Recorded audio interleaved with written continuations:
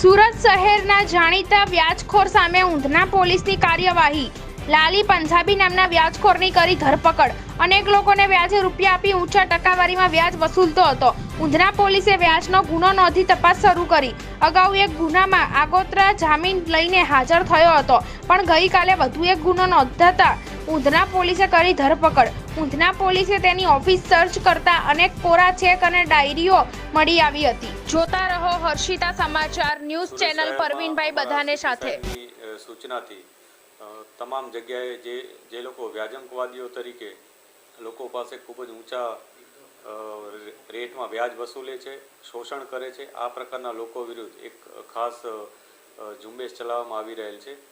હાલમાં અમારા ડીજી સાહેબ તરફથી પણ સમગ્ર સ્ટેટમાં વ્યાજ બાબતની જે પણ આ પ્રકારની ફરિયાદ હોય તે અનુસંધાને એક ડ્રાઈવ પણ ચાલી રહેલ છે। જે બાબતને લઈને થોડા સમય પહેલાં ઉધનાના ભાઠેના એસએમજી હોલ ખાતે એક લોક દરબાર રાખવામાં આવ્યો હતો। આ લોક દરબારમાં વિસ્તારના તમામ લોકો આવી અને પોતાની આ પ્રકારની કોઈ પણ રજૂઆત અથવા ફરિયાદ હોય એ જણાવતા હતા।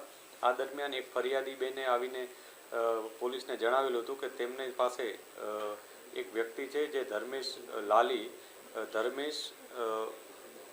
હંજરા કરીને છે, એમને ખૂબ જ ઊંચા વ્યાજ દરે પૈસા આપ્યા હતા અને એમનું સમગ્ર રીતના એમનું આર્થિક શોષણ કરી રહ્યો હતો, જે બાબતને લઈને પોલીસે ફરિયાદ નોંધી હતી। આ ફરિયાદ બાદ પોલીસે એમના આ જે આરોપી છે ધર્મેશ લાલી એના ઘરે એના ઓફિસે જઈ અને તપાસ કરી હતી। ઓફિસના જે ડોક્યુમેન્ટ્સ મળ્યા એમાંથી પોલીસને 57 અલગ અલગ કોરા ચેક, 15 એક્સિસની ચેકબુક, આ ઉપરાંત એક પ્રોમિસનરી નોટ, બીજી અન્ય ડાયરીઓ અને અન્ય ડોક્યુમેન્ટ્સ મળ્યા હતા, જેના આધારે અમે વધુ તપાસ હાથ ધરી હતી। આ વધુ તપાસમાં અમને કેટલાક ભોગ બનનાર લોકોનો સંપર્ક પણ થયો હતો। તેમાંથી એક ભાઈએ આવીને એ ફરિયાદ નોંધાવી હતી કે એમણે પોતે 2019માં આ ધર્મેન્દ્ર ઉર્ફ લાલી પાસે 2 લાખ રૂપિયા વ્યાજે લીધા હતા। 2 લાખ રૂપિયા વ્યાજે લીધા, એમાં પહેલા જ દિવસે જ્યારે પૈસા આપ્યા વ્યાજે ત્યારે 24,000 રૂપિયા કટ કરી નાખ્યા હતા અને 1,74,000 રૂપિયા એને આપ્યા હતા અને દર મહિનાનો 24,000નો હપ્તો એ પ્રમાણે નક્કી કરવામાં આવ્યું હતું, જેમાં 1,68,000 જેટલી રકમ આ જે ભાઈ છે ભોગ બનનાર એણે પરત કરી હતી અને તે છતાં જે આ ધર્મેન્દ્ર લાલી છે એ વધુમાં વધુ માંગણી કરતો હતો। આ માટેના કેટલાક રેકોર્ડિંગ્સ પણ પોલીસને મળ્યા છે કે જેમાં અતિશય ગંદી ભાષામાં અને અતિશય ખરાબ અપશબ્દો વાપરી અને એણે આ પૈસાની ઉઘરાણી કરેલી છે, જેમાં એણે બીજી અન્ય ધમકીઓ પણ જે ભોગ બનનાર છે એને આપી છે। આ બાબતમાં વધુ તપાસ કરતાં જાણવા મળ્યું છે કે જે ફરિયાદી છે એણે આની ધમકીથી ડરીને અને અત્યાર સુધી કુલ 5,15,000 રૂપિયા 2 લાખની સામે આપી દીધા છે અને તે છતાં જે આ આરોપી વ્યક્તિ છે ધર્મેન્દ્ર લાલી એ ફરિયાદી પાસે બીજા 3 લાખ રૂપિયા માંગે છે અને એમ કરતાં એને ધમકી પણ આપે છે કે જો તું મને આ 3 લાખ નહીં આપ તો હું તારા નામનો 15 લાખનો ચેક, જે કોરો ચેક છે એ 15 લાખ લખી અને કોર્ટમાં ચેક રિટર્નનો દાવો કરીશ અને એ રીતના ફસાવી દઈશ।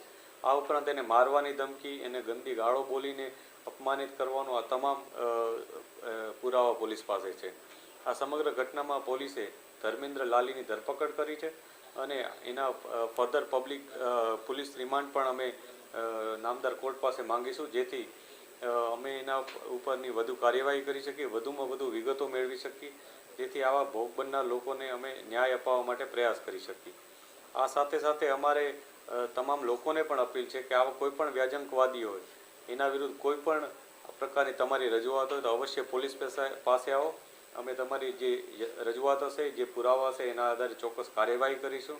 ખાસ કરીને આ કિસ્સામાં કે જેમાં 57 ચેક મળ્યા છે પોલીસને, એ ચેક બાબતમાં પણ તમામ જે ચેક આપેલા છે ભોગ બનનાર લોકો છે એમની અમારી વિનંતી છે કે આપ પોલીસ પાસે આવો, પોતાની કોઈ પણ જાતની ચિંતા વગર અને નિર્ભીક રીતના પોલીસ પાસે આવો અને પોતાની કોઈ પણ રજૂઆત હોય પોલીસને કરો, જેમાં પણ અમારી પાસે પુરાવા મળશે અને કાયદેસર કાર્યવાહી કરી શકશું, એમાં ચોક્કસથી અમે સખ્તમાં સખ્ત કાર્યવાહી થાય અને લોકોને ન્યાય મળે એ બાબતનો પ્રયાસ કરીશું। સર, કેટલા ટકા વ્યાજ લોકો પાસેથી વસૂલતો હતો? આજે ધર્મેશ લાલી છે એ અલગ અલગ લોકોને પોતાની જરૂરિયાત મુજબ વ્યાજે પૈસા આપતો હતો। કે જે માણસની જેવી ગરજ એ મુજબ વ્યાજે આપતો હતો। એ પોતે નાણાં ધીરધારનું લાયસન્સ પણ ધરાવે છે, પરંતુ આ લાયસન્સની આડ હેઠળ એ પ્રકારનું આખું એનું એક ગેમ ચાલે છે કે જેમાં એ લોકોને ફસાવી દે છે, લોકોને મજબૂર કરી દે છે અને પોતાની જે ધાક ધમકીની પોતાની જે ભાષા છે, પોતાનો વર્તાવ છે, એને આધારે ધમકાવે પણ છે અને લોકોને દબાવવાની કોશિશ પણ કરે છે। સાહેબ, એવું જાણવા મળી રહ્યું છે કે એની કરોડો રૂપિયાની સંપત્તિ છે, મોટો ફાર્મ હાઉસ છે, ઘોડા રાખે છે, તો એ બાબતે ઇન્કમટેક્સ ડીજીને આપણા તરફથી જાણ કરવામાં આવશે। આ સમગ્ર બાબતમાં અમે તપાસ કરી રહ્યા છીએ કે એણે આ પ્રકારના જે કામગીરી છે એની કે જેમાં એણે લોકોનું શોષણ કર્યું છે અને આ રીતના પૈસા ભેગા કર્યા છે, તેમાં એ કેટલી પ્રોપર્ટી ધરાવે છે, એને ક્યાં ક્યાં જગ્યાએ એનું ઇન્વેસ્ટમેન્ટ છે અથવા એ કઈ રીતના અન્ય મિલકતો ધરાવી અને અન્ય કઈ રીતના પૈસા મેળવે છે એ બાબતની પણ પોલીસ તપાસ કરી રહી છે। જેમાં પણ અમને યોગ્ય લાગશે કે આમાં અન્ય એજન્સીને પણ સંપર્ક કરવાની જરૂરિયાત અમને હશે તો અમે ચોક્કસથી કરીશું।